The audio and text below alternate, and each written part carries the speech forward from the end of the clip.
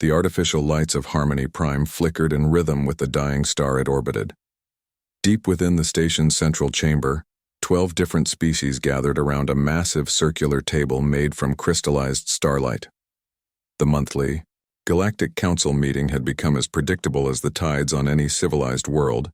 Ambassador Quen adjusted his crystalline form to catch the light better. As an Altonian, he took pride in his natural beauty, and the way other species looked up to his people as the galaxy's natural leaders. His voice rang out like wind chimes when he spoke. The trade dispute between the Rigel colonies and the Vegan merchants will now be addressed. The Bruton representative, Admiral Corv, slammed his massive fist on the table. His species looked like walking mountains of muscle and bone, built for war and conquest. These trade disputes bore me. When do we discuss real matters? The Outer Rim territories need proper military oversight. Patience, Admiral, came the soft voice of High Mystic Orm. The ancient ether floated above his designated spot, his translucent form shimmering like heat waves. His people had been exploring the galaxy when most species were still learning to make fire. Wisdom comes from understanding all matters, not just those that interest us. The Digiton representative, Communications Officer Nix, tapped rapidly on his biomechanical interface. His species had merged with technology centuries ago, becoming living computers. Network traffic shows increased merchant complaints about shipping delays in the outer systems. The data suggests something is interfering with normal hyperspace lanes. Quen dismissed the concern with a wave of his hand. Probably solar flares or asteroid migrations. These outer system problems always resolve themselves. We have more important, civilized matters to discuss. The other species nodded in agreement. The Aquarians from the water worlds, the silicon-based Rockin from the mineral planets, the energy beings called lumens, and the insectoid hivers all had their own concerns closer to the galactic core. The Outer Rim was considered barely civilized. Anyway, the meeting continued with its usual rhythm. Territory adjustments were approved, trade regulations updated, and cultural exchange programs expanded. Each species played their traditional role in the great galactic dance. The Ethers provided ancient wisdom, the Brutons offered military strength, the Digitans managed communications and technology, while the Altonians led through natural superiority. Halfway through the session, a soft alarm chimed through the chamber. Nix's head snapped up, his optical sensors flashing rapidly. Long-range sensors are detecting an anomaly in the outer system. What kind of anomaly? Asked Quen, irritated at the interruption. Nix's fingers danced across his interface, pulling data streams directly into his consciousness. Unknown energy signature approaching from grid reference 77 Mark IV. The signature is massive. Admiral Corv leaned forward, his warrior instincts triggered. Massive how? Are we talking about a large asteroid? A rogue planet? Negative. The energy pattern suggests artificial origin. Power readings are... Nix paused, his optical sensors dimming as he processed the information again. This cannot be correct. High Mystic Orm's ethereal form flickered with concern. What do your sensors tell you, young one? The power signature reads as approximately 50 times larger than our most advanced dreadnought, but that is impossible.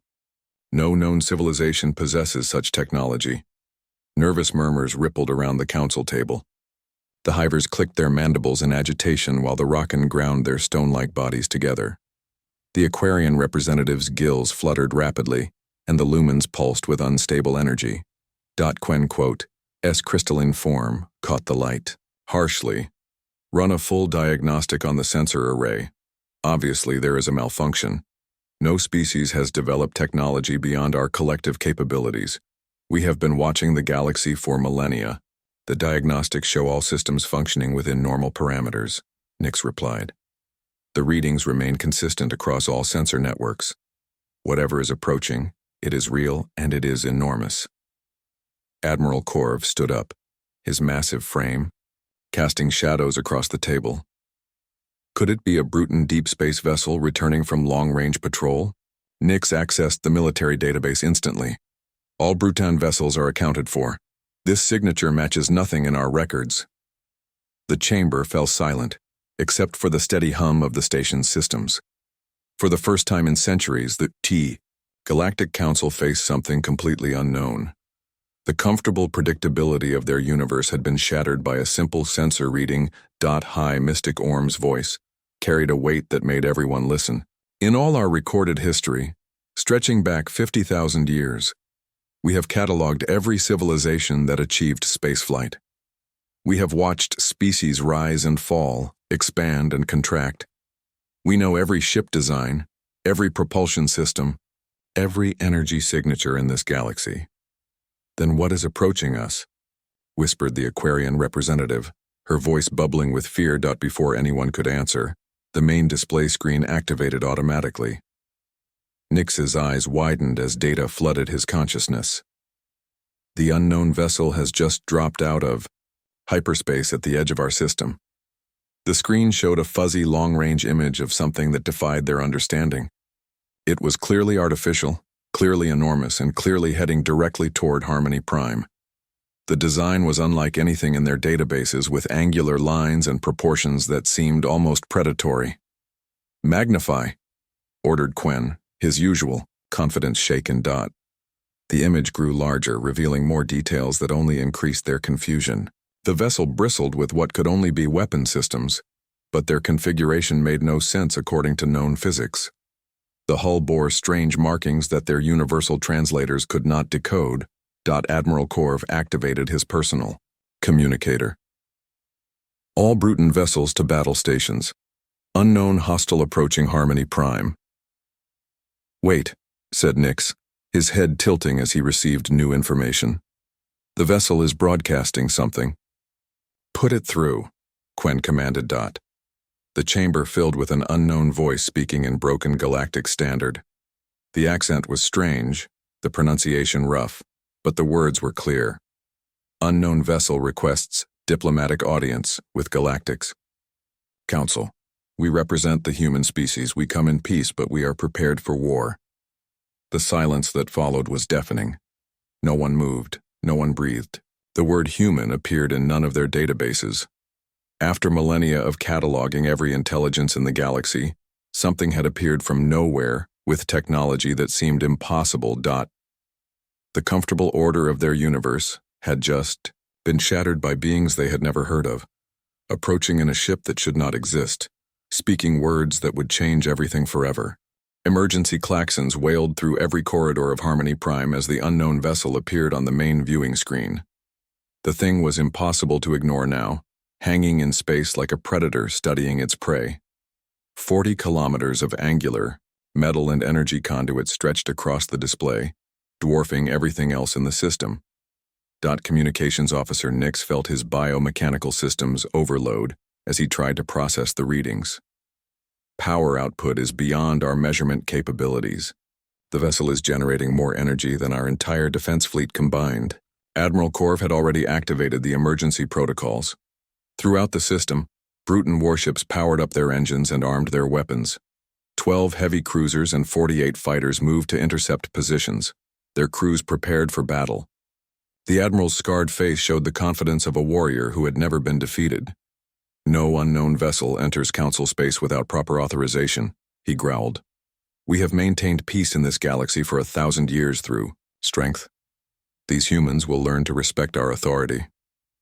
High Mystic Orm's ethereal form flickered with distress.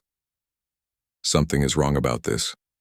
In all my centuries, I have never felt such a disturbance in the cosmic flow. These beings are not what they appear to be." The Aquarian representative's gills worked frantically as she processed the implications. How could an entire species remain hidden from us? We have deep space monitoring stations throughout the outer rim. Clearly they are primitives who stumbled upon some ancient technology, declared Ambassador Quen. His crystalline body reflected the emergency lights in harsh patterns. "Once we secure their vessel, we can determine how they acquired such advanced systems." The human ship continued its steady approach, maintaining a non-threatening posture, but showing no signs of slowing down. Its weapon systems remained powered, but not targeted, creating an atmosphere of controlled menace that made everyone nervous. Nix, "S optical sensors flashed rapidly as new data arrived. The vessel is broadcasting again. The voice that filled the chamber was different this time.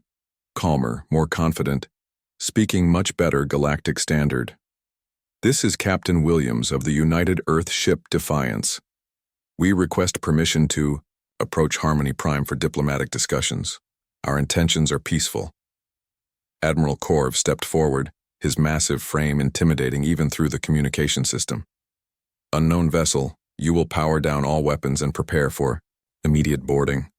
Any resistance will be met with overwhelming force. The response came quickly, polite but firm. Admiral, we appreciate your position, but we must respectfully decline. Our weapons remain powered for defensive purposes only. We are prepared to maintain safe distance while we discuss terms. The Admiral's face flushed with rage. No one had ever refused a brutal military command. In his species' culture, such defiance was unthinkable. You dare refuse a direct order from the Galactic Council Defense Force? We mean no disrespect, Admiral. We simply prefer to conduct negotiations from a position of mutual safety. The Hivers clicked their mandibles in agitation, while the Rockin ground their stone bodies together. The lumens pulsed with nervous energy as tension filled the chamber. Every species in the Council understood that military protocols had just been completely ignored. Admiral Korv turned to the Council table. This is intolerable. These primitives think their ancient artifact makes them our equals. I request permission to disable their vessel and take them into custody. Granted, said Quen immediately. Show them how civilized species maintain order. The Bruton fleet moved into attack formation, their weapons charging for maximum impact. Admiral Korv opened a channel to the human vessel. Final warning, humans. Surrender now or face the consequences. Captain Williams' response carried a note of genuine regret. Admiral, please reconsider. We do not wish to harm anyone. You should have considered that before entering our space uninvited. The Admiral gave the attack order. 48 fighters launched their missiles simultaneously, while the cruisers charged their main guns. The attack was coordinated, overwhelming, designed to cripple any known vessel type in existence. What happened next would be discussed in military academies for generations. The human ship's defensive systems activated like nothing anyone had ever seen. Streams of coherent energy created a web around the massive vessel, intercepting and vaporizing every incoming missile with surgical precision. The display was hypnotic and terrifying. Like watching lightning trapped in geometric patterns. The Bruton fighters found their targeting systems jammed by interference they could not understand. Their weapons simply refused to lock onto the human vessel, as if it existed in a different dimension from their sensors. When the cruisers moved into close range for direct fire, the human ship finally responded with offensive action. One forward turret rotated slowly toward the lead Bruton cruiser. The movement was deliberate, almost casual, like a giant pointing a finger. A single pulse of blue-white energy crossed the space between the vessels. The Bruton cruiser, a ship capable of cracking moons, simply ceased to exist. No explosion, no debris field, just empty space where 200 warriors had been moments before. Admiral Korv stared at the display in shock. His most powerful vessel had been vaporized by what appeared to be a casual demonstration. The remaining Bruton ships suddenly found themselves facing an opponent beyond their comprehension. The human captain's voice filled the stunned silence. Admiral, I deeply regret that loss of life. Your ship was destroyed by approximately 2% of one turret's minimum output. Please withdraw your remaining vessels before this situation becomes worse. The proud Bruton fleet retreated in disorder, their commander unable to comprehend what had just occurred. Admiral Korv had built his reputation on victory after victory, but this was not defeat. This was irrelevance. High Mystic Orm's voice carried across the chamber like a whisper of wind through ancient ruins. We are no longer the apex predators of this galaxy. Captain Williams broadcast to the entire station, his tone respectful but firm. Harmony Prime Control, we request permission to begin diplomatic discussions. We did not come here to fight. We came here to talk. Will you listen? Now. The council chambers had never been so quiet. Ambassador Quen's crystalline form had lost its brilliant shine, now reflecting only the emergency lighting that bathed everything in red. The destruction of the Bruton cruiser had shattered more than metal and lives. It had broken their fundamental understanding of reality. Admiral Korv stood at the tactical display, his massive hands trembling as he studied the engagement data. A single shot from the human vessel had completely annihilated his flagship, and the enemy had claimed it was only 2% power. The implications were beyond terrifying. "Run the combat analysis again," he ordered his tactical officer. The young Bruton's voice shook as he read the results. "Sir, our most powerful weapons did not even scratch their defensive screens. The energy output from that single shot exceeded the combined firepower of our entire battle group." High Mystic Orm floated closer to the main display, his ethereal form studying the human vessel with ancient eyes.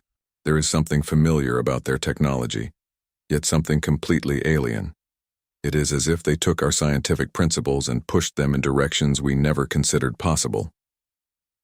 Communications Officer Nix was processing thousands of data streams simultaneously, his biomechanical brain working at maximum capacity. "I am detecting massive energy conduits throughout their vessel. Their power core appears to be some form of contained stellar fusion, but the containment methods are beyond our understanding." "How is that possible?" demanded the Aquarian representative. "We have studied stellar fusion for millennia. There are hard limits to what can be achieved." "Perhaps," said Nix quietly, "we have been thinking too small." The human ship maintained its position, weapon systems powered but not threatening. It hung in space like a sleeping giant, radiating power that made everyone nervous. Captain Williams had not broadcast again since requesting diplomatic talks, leaving the council to wrestle with their new reality. Ambassador Quen finally found his voice. "We must respond to their request. The question is, how do we negotiate with beings who could destroy our entire fleet without effort?" "We proceed carefully," said High Mystic Orm. "These humans have shown restraint when they could have shown dominance. That suggests intelligence and wisdom, not just power." Admiral Korv slammed his fist on the table. "They destroyed my ship. 200 of my warriors are dead because of their demonstration." "No," replied the ancient ether. 200 warriors are dead because you attacked beings whose capabilities you did not understand. The humans warned you to withdraw. You chose to ignore that warning." The truth of those words hit the admiral like a physical blow. He had let pride and anger cloud his judgment, and good soldiers had paid the price. The tactical recordings showed clearly that the human vessel had waited until the last possible moment before defending itself. "We should invite them aboard, Harmony Prime," suggested the Hiver's representative, her mandibles clicking nervously. "If they wanted to destroy us, they would have done so already." "Absolutely not," said Quen. "We cannot allow unknown aliens onto the galaxy's most important diplomatic station." Nix's optical sensors flashed as he received new data. "They are broadcasting again." Captain Williams's voice filled the chamber, calm and professional. "Harmony, Prime Control. We understand the difficulty of our situation. To demonstrate our peaceful intentions, we are willing to send a small diplomatic team to your station. Our shuttle will carry no weapons and only basic life support systems." The offer surprised everyone. After demonstrating overwhelming military superiority, the humans were willing to place themselves at the Council's mercy. It was either a sign of incredible confidence or genuine peaceful intent. "It could be a trick," warned the Rockin representative. "Their shuttle might contain some form of weapon we cannot detect." "Or," said High Mystic Orm, "they are showing us trust in hope of receiving trust in return." Admiral Korv studied the tactical display one more time. The human ship had not moved from its position, had not powered up additional weapons, had not made any threatening gestures since destroying his cruiser. They could have destroyed the entire station by now, if that was their goal. The vote was close, but the Council agreed to allow a human diplomatic team aboard Harmony Prime. Security protocols were activated, and every available scanner was focused on the approaching shuttle that launched from the massive warship. The small craft was even more confusing than its mothership. It appeared to be constructed from materials that bent light around them, making it difficult to focus on directly. The propulsion system generated no detectable emissions, yet the shuttle moved with precision that suggested incredible technological sophistication. When the airlock sealed behind the human delegation, the entire station held its breath. The beings that emerged were nothing like what anyone expected. They looked almost fragile, bipedal creatures with soft skin and no visible natural weapons. Their leader, presumably Captain Williams, wore a simple blue uniform that carried no obvious protection against the hostile environment of space. "Thank you for allowing us aboard," he said in perfect galactic standard. "I am Captain Williams, representing the United Earth Government. This is Dr. Reed, our xenobiologist, and Lieutenant Davis, our communications specialist." The humans walked through the corridors with confidence that seemed completely at odds with their apparent vulnerability. They showed no fear of the heavily armed guards that surrounded them, no concern about being on a station controlled by species that had just been shooting at their ship. In the council chambers, the first thing that struck everyone was how the humans looked at them. Not with the deference of a weaker species seeking protection, not with the aggression of conquerors, but with the calm assessment of equals evaluating new neighbors. Captain Williams took his position at the speaker's platform with natural authority. "Members of the Galactic Council, we come before you today to request recognition as a sovereign species, with legitimate claim to territories in the Outer Rim systems." "You request?" Ambassador Quen's voice carried his outrage. "You appear in our space with weapons beyond our understanding, destroy our ships, and then make requests." Dr. Reed stepped forward, her voice carrying the patience of a teacher explaining simple concepts to children. "Ambassador, we have been observing galactic civilization for over 300 years. We know your cultures, your capabilities, and your limitations. We could have remained hidden indefinitely, but we chose to reveal ourselves because the galaxy is about to face challenges that require cooperation." The words hit the council like a meteor strike.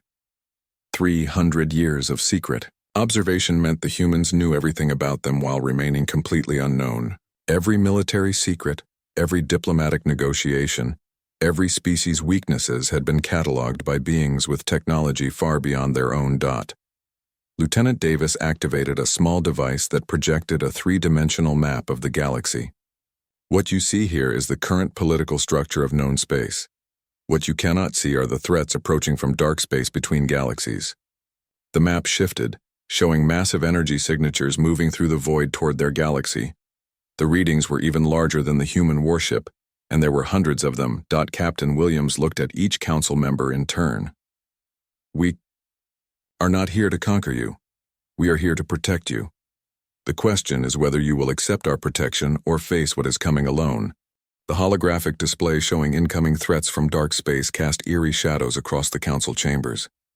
Each representative stared at the massive energy signatures approaching their galaxy with growing horror. The reading suggested entities even larger than the human warship, and they moved with purpose through the cosmic void. Dr. Reed manipulated the display with casual expertise, zooming in on specific threat vectors. These signals first appeared on our deep space monitoring networks approximately 50 years ago. We estimate their arrival in our galaxy within the next 2 centuries. Ambassador Quen's crystalline form reflected the blue light from the hologram in fractured patterns. "You claim to have been watching us for 3 centuries, yet you reveal yourselves only now. Why should we trust beings who have spied on us for so long?"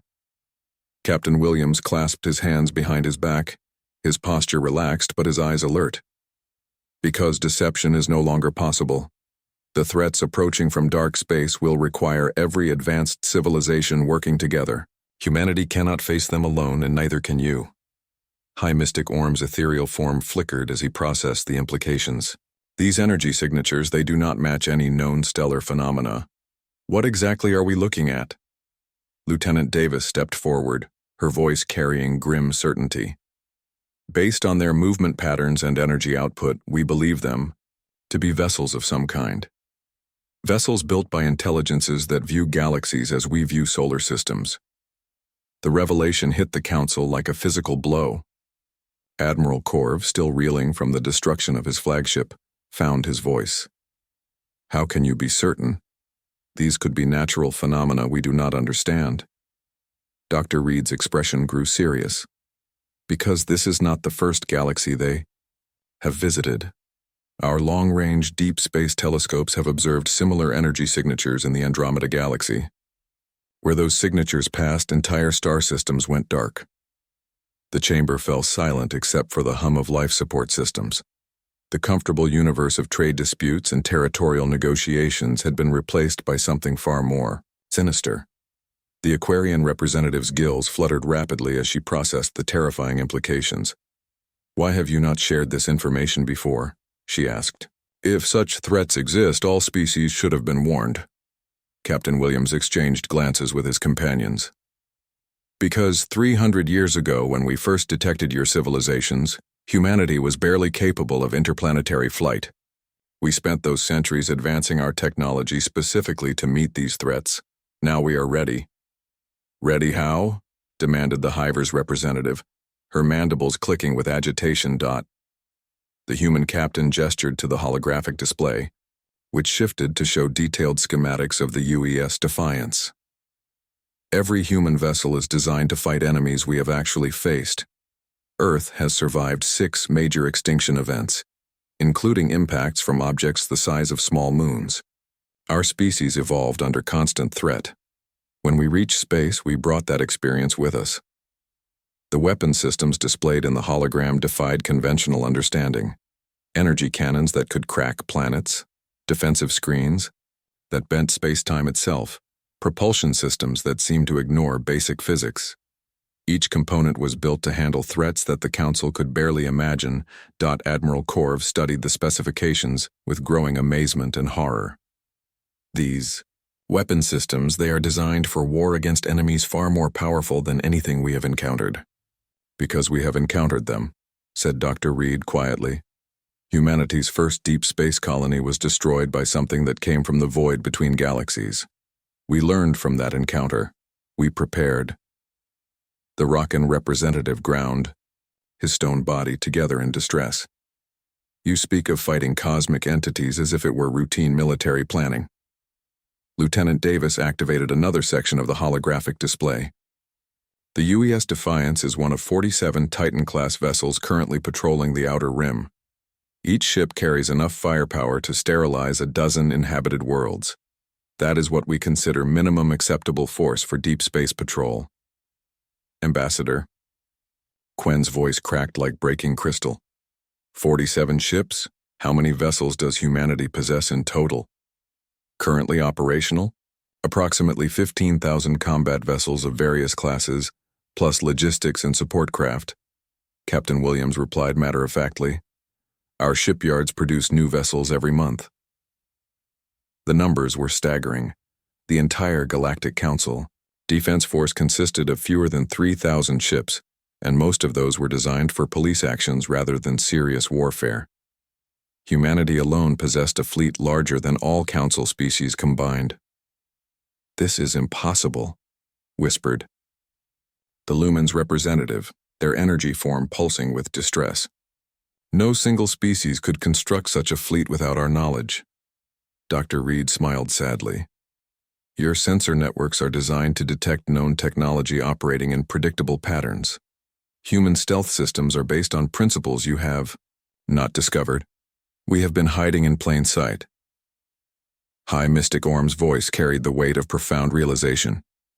You have been protecting us without our knowledge. The Outer Rim territories that you consider barely civilized, said Captain Williams. They have been under human protection for decades.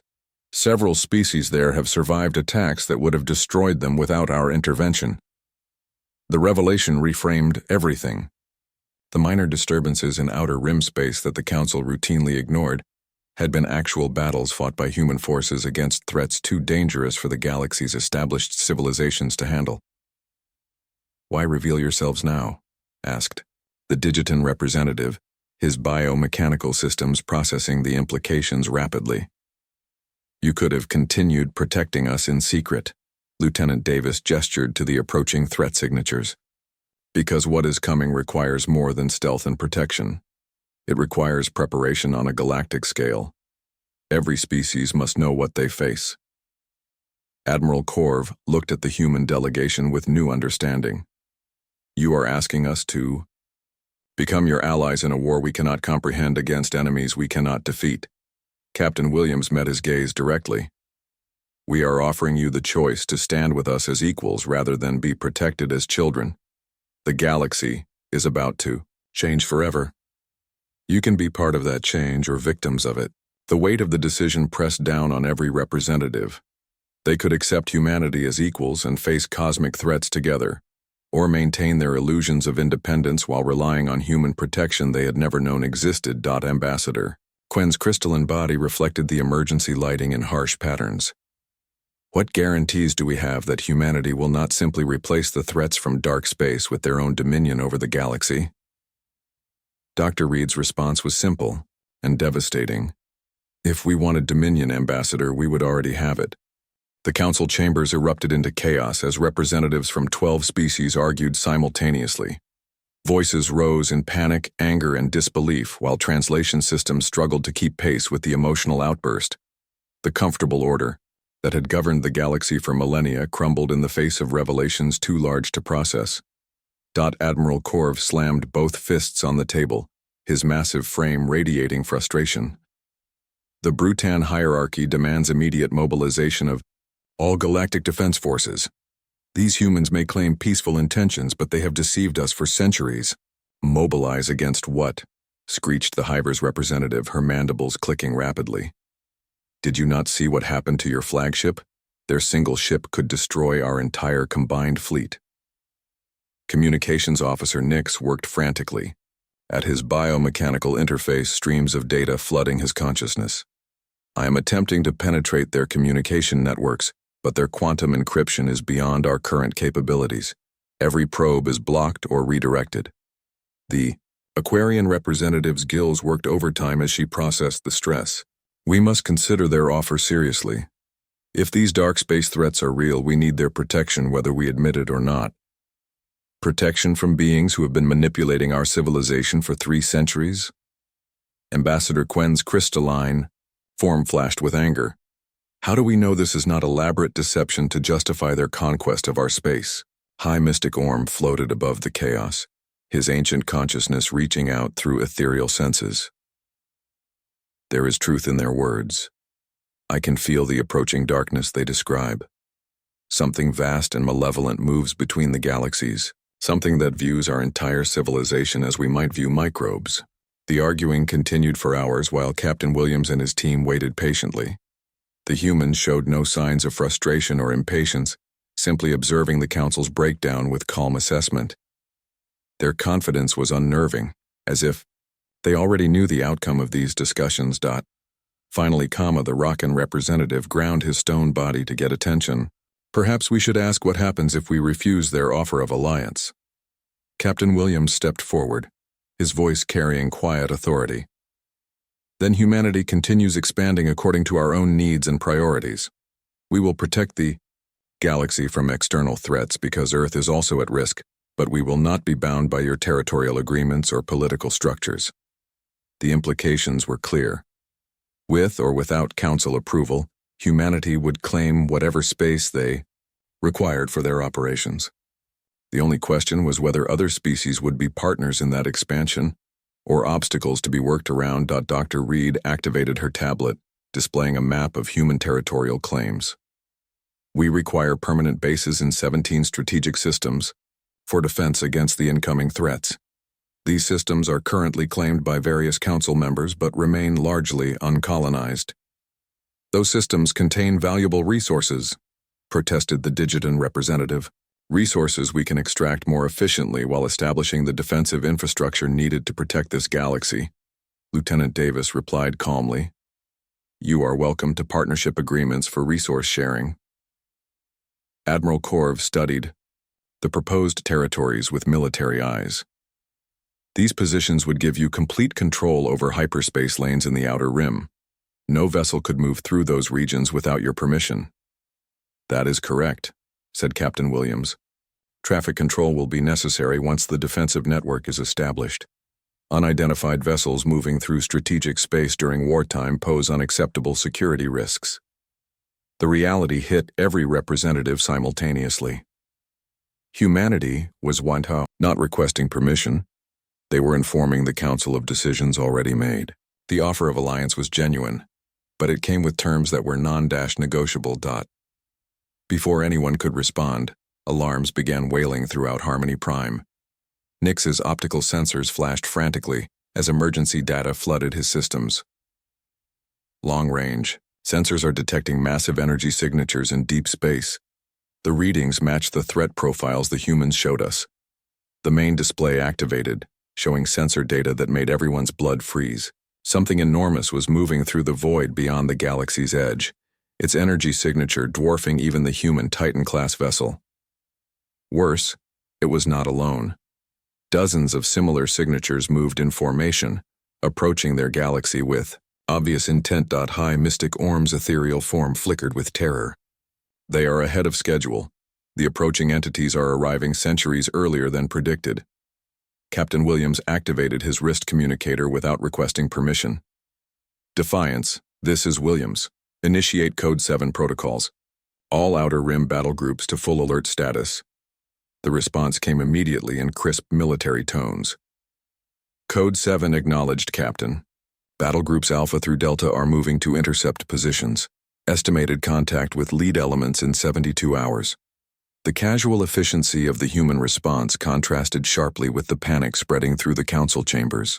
While representatives argued about territorial rights and political structures, humanity was already deploying to meet threats that could destroy their entire civilization.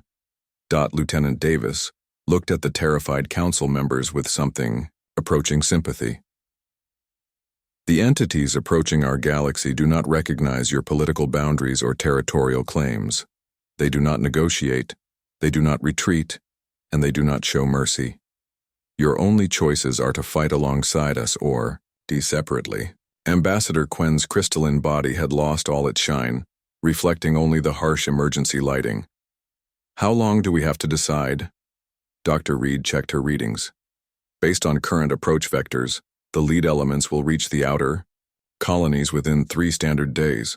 Full invasion force will arrive within 2 weeks. The time for debate had ended. Admiral Corv, his pride shattered, but his military instincts intact, stood at attention. The Bruton hierarchy places all military assets under human command for the duration of this crisis. One by one, the other representatives followed suit. The Digitans offered their communication networks, the Aquarians provided industrial capacity, the Hivers contributed their vast numbers. Even Ambassador Quen reluctantly pledged Altonian support to the human war effort. Captain Williams accepted each offer with formal courtesy, but his attention was already focused beyond the council chambers. "Dr. Reed will coordinate integration of your forces with our command structure. Lieutenant Davis will establish communication protocols. I must return to my ship to oversee defensive preparations." As the human delegation prepared to leave, High Mystic Orm's voice carried across the chamber one final time. "Captain, what are our chances of survival?"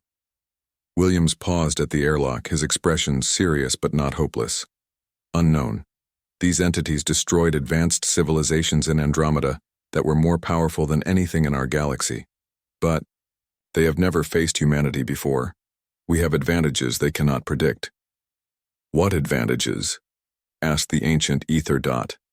The human captain's smile was grim but determined. "We are the only species that evolved by surviving extinction. We know how to fight when there is no hope of victory. And we never, ever give up." The UES Defiance moved to the edge of the system, its massive bulk positioning between Harmony Prime and the approaching threat. Throughout human space, 46 other Titan-class vessels took similar positions, while thousands of smaller ships moved to support them. For the first time in galactic history, every civilized species stood united under a single command structure. Not by choice, not through negotiation, but because the alternative was extinction. The galaxy's comfortable age of peaceful coexistence was over.